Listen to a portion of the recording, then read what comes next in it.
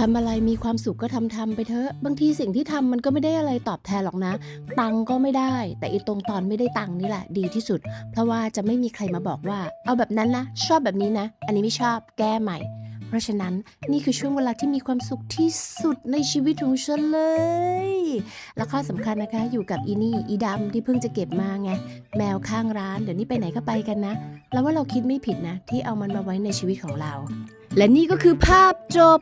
แปลว่าและแมวน้อยของฉัน